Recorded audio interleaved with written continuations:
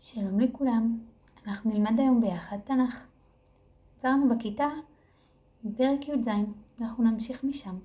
אני אראה לכם איפה אתם מוצאים את זה בתנ"ך. שימו לב, כל אחד יפתח את התנ"ך שיש לו בבית. מאמינה שלכל אחד יש תנ"ך אחר. אנחנו נפתח אותו בספר בראשית, זה הספר הראשון. אוקיי, אחרי שפתחנו בספר הראשון, אנחנו מחפשים את פרק י"ז. אתם רואים פה בראשית, פרק א', אנחנו נחפש את פרק י"ז, פה זה פרק ז', ט', י"ח, הנה י"ז. עכשיו נחפש את פרק י"ז, פסוק א', הנה זה פה, י"ז, א'. ויהי אברהם בן 90 שנה ו9 שנים. אברהם בן 99. יצא לכם לראות בן אדם בן 99? אולי סבא או סבתא שלכם? 99 זה גיל מאוד מאוד מבוגר.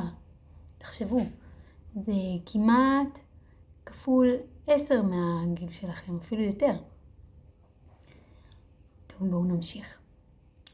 וירא השם אל אברהם, ויאמר אליו, אני אל שדי, תלך לפניי ואהיה תמים. ואתנה בריתי ביני ובינך, וארבה אותך במאוד מאוד. אלוהים מציע לאברהם לעשות איתו ברית. בברית הזאת אלוהים מבטיח לאברהם להרבות את הזרע שלו, להרבות את הצאצאים ואת המשפחה שלו.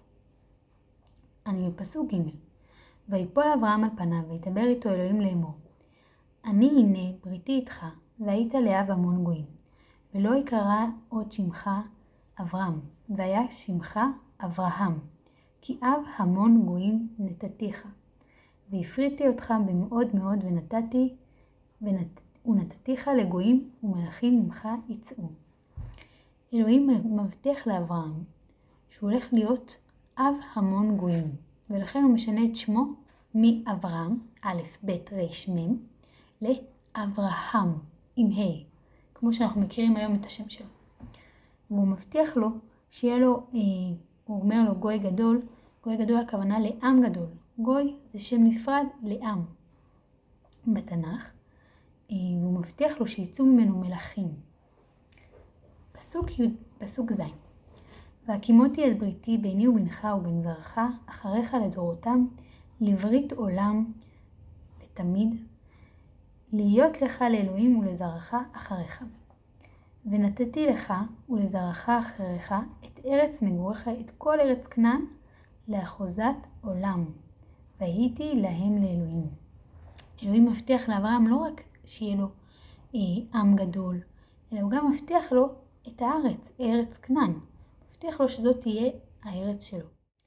פסוק י' זאת בריתי אשר תשמרו ביני ובינכם ובין זרעך אחריך. הימו לכם כל זכר ונמלתם את בשר עולותיכם, והיה להיות ברית ביני וביניכם. ובין 8 ימים הימו לכם כל זכר לדורותיכם, יליד בית ומקנת כסף מכל בן נחור אשר לא מזרעך הוא. ימול ימול יליד ביתך ומקנת כספך, והייתה בריתי בבשרכם לברית עולם. וערל זכר אשר לא ימול את בשר עולתו, ונחלטה הנפש ההיא מהמאה את בריתי הפר. אלוהים עושה ברית עם אברהם. אלוהים בעצם נותן לאברהם את ההבטחה שיהיה לו זרע גדול, עם גדול. כתוב פה, והיה לגוי גדול. גוי גדול הכוונה לעם גדול.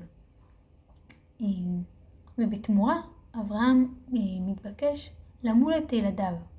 בעצם עד היום אנחנו עושים את זה. עד היום אנחנו, אחרי שתינוק נולד, והוא בן 8 ימים, אנחנו מלאים את בשר עולתו ועושים את הברית. נכון? אתם מכירים את זה? האם יצא לכם לאחרונה להיות בברית? של מי הברית? זה יהיה בשאלות, תזכרו. בואו נמשיך. אנחנו בפסוק ט"ו. ויאמר אלוהים אל אברהם, שרה אשתך לא תקרא את שמה שרי, כי שרה שמה. גם שרי משנה את השם. משרי עם י' הופכת להיות שרה עם ה'. וברכתי אותה וגם נתתי ממנה לך בן, וברכתיה והייתה לגויים מלכי העמים ממנה יהיו. ויפול אברהם על פניו ויצחק ויאמר בליבו, הלבן 100 שנה ייוולד, ואם שרה הבת 90 שנה תלד? ויאמר אברהם אל האלוהים, לו ישמעאל יחיה לפניך. ויאמר אלוהים, אבל שרה אשתך יולדת לך בן, וקראת את שמו יצחק, והקימותי את בריתי איתו לברית עולם לזרעו אחריו. בעצם אברהם צוחק. לפני רגע קראנו שאברהם הוא בן 99, ופה מספרים לנו ששרה היא בת 90. ראיתם פעם אנשים בני 99 ו-90? ראיתם אותם פעם בהיריון? זה ממש מוזר. זה אנשים מאוד מאוד מבוגרים. זה לא רגיל שהם יהיו בהיריון. אז אברהם ממש מופתע מההבטחה הזאת שאלוהים מבטיח לו. הוא אומר, זה לא יכול להיות. מה? שרה היא תלד עכשיו? טוב, בואו נמשיך לקרוא. פסוק כ'. אז אלוהים מדבר לאברהם, והוא אומר לו, ולישמעאל שמעתיך הנה, בירכתי אותו והפריתי אותו והרביתי אותו במאוד מאוד. 12 נשיאים יוליד ונתתיו לגוי גדול. בעצם אברהם אמר לו, יש לי כבר ילד, יש לי את ישמעאל. אולי אתה מתכוון שהוא יפרה וירבה. ואז אלוהים אומר לו, לא רק הוא יפרה וירבה, גם שרה תלד לך ילד. למרות שזה נשמע לו קצת מוזר. אבל בואו נראה. הוא אומר לו, גם שישמעאל יהיה גוי גדול, גם ישמעאל יצא ממנו עם גדול. ואת בריתי אקים את יצחק אשר תלד לך שרה, במועד הזה בשנה אחרת. אומר לו, במועד הזה בשנה אחרת היא תלד לך בן. ויעל אלוהים מעל אברהם, ויקח אברהם את ישמעאל בנו ואת כל ילידי ביתו, ואת כל מקנת כספו, כל זכר באנשי בית אברהם, וימול את בשר אורתם בעצם היום הזה, כאשר דיבר איתו אלוהים. אברהם בעצם הולך ומקיים את הברית, הולך ועושה ברית לכל מי שנמצא סביבו במשפחה.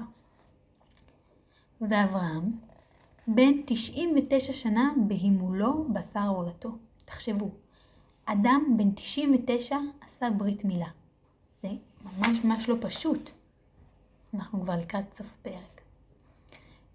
וישמעאל בנו בן 13 שנה בהימולו את בשר עולתו. בעצם היום הזה נימול אברהם וישמעאל בנו, וכל אנשי ביתו יליד בית ומקנת כסף, מת בן נחר נימולו איתו. אוקיי, סיימנו את פרק י"ז. אני אמשיך ויצלם לכם את הפרקים הבאים. תפתחו את מחברת תורה ותענו לשאלות.